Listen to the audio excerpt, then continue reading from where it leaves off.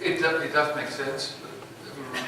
Could you also elaborate? I mean, I would imagine that it would take a different way of motivating the German contingent in your orchestra from the Thai contingent in your orchestra. And how do you deal with that? Okay. Maybe talking about Thai context, not orchestra. Working with Thais, I would say that is just one word. Patient. And Do you, patient. do you know Herbert von Karajan and his patience? I think he was very short of patience. Yes. But it's very difficult to do for foreigners working in Thailand.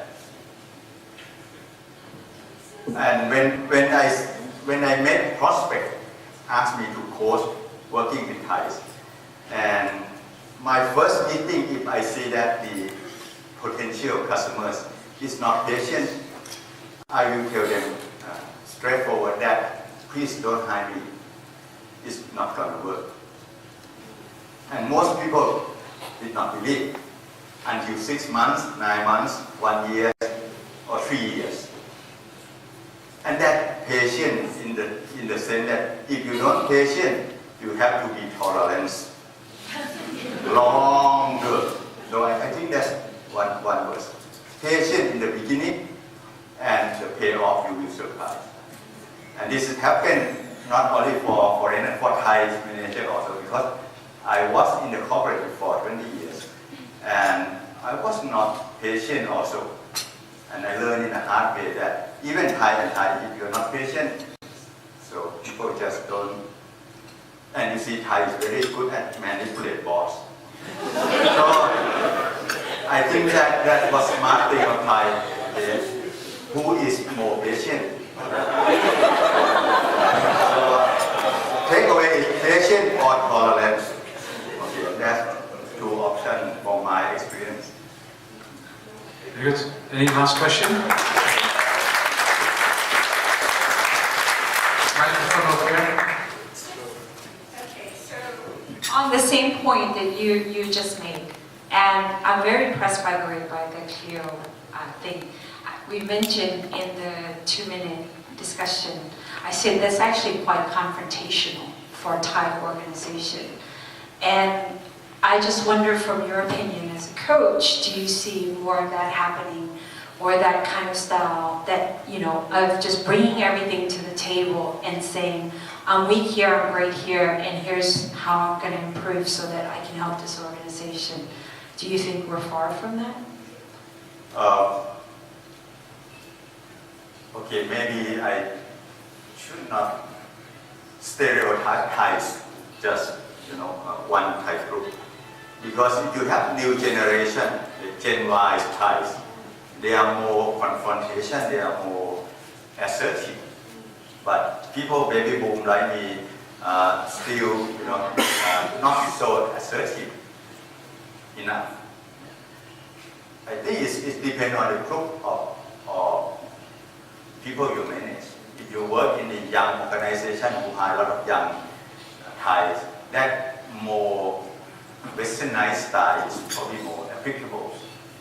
But if you work with workers, Thai laborers, or Thais who are quite mature in terms of age, then probably patient is more. Patient or tolerance is. Okay, very much. I think that this wraps up the evening. I want to thank Koen Kringsek and Jean-François. Many. Last question. It's really a question. Okay? No, we can't hear you. You get a microphone. No, you get a microphone. I don't ask questions. I give directions. Yes. Now my question is, like, the coaching is normally from the top to the down levels. But how down you can go on the coaching? Like, you can go 1 step, you can go 2 steps, but in the hierarchy, if you have 10 steps ahead, how do you coach down the line? Like, you promote coaching at all the levels, and then if something is wrong and you want to correct it at the top level, how do you coach your superiors.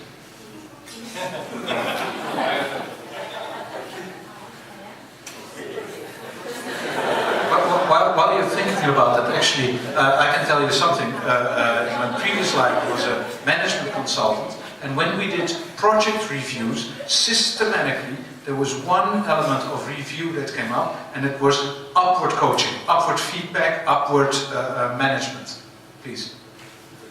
I think this is probably, if you look at the case commentary, right, who is more expert? Golfer and coach in golf context. Who is more expert? Golfer, right? So again, from my experience, I went to organization and coached a lot of CEO and number twos who will be CEO, and they are very successful, much more than me. I need to be patient in the first few meetings, gain trust. And what I learned is that people in any level, in any success, they need someone to listen. And they need someone to not judge them. So if you want to coach your supervisor, your subordinates, I think first you need to gain trust. And you gain trust to the point that, what do you think? That is your opportunity. But if you are not gain trust enough, I think it's difficult. So it's a difficult question in terms of how you coaching upward. But we can see that some people are quite good at that in organization. As long as you build trust to the point that your boss asks, what do you think? Really ask, not just brainstorming. And you gain trust, you can share your opinion.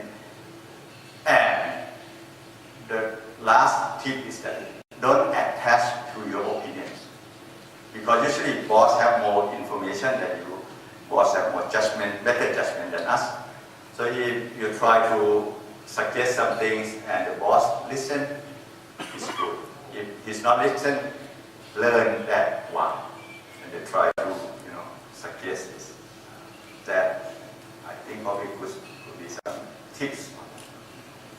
Thank you very much. I think tonight, ladies and gentlemen, we promised you a spectacular show with two of the best coaches in Thailand. I think Koen Kreemzak and Jean-Francois, they really delivered, so give them a big hand.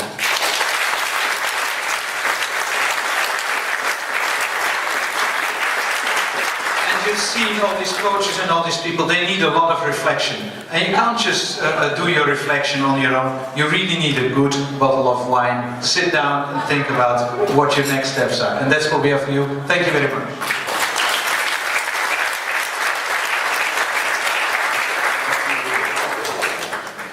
Thank you, ladies and gentlemen. This concludes the evening. I wish you a very pleasant evening. And as said, we will send you the links and you will relive this presentation for a long time. Thank you very much. See you next time.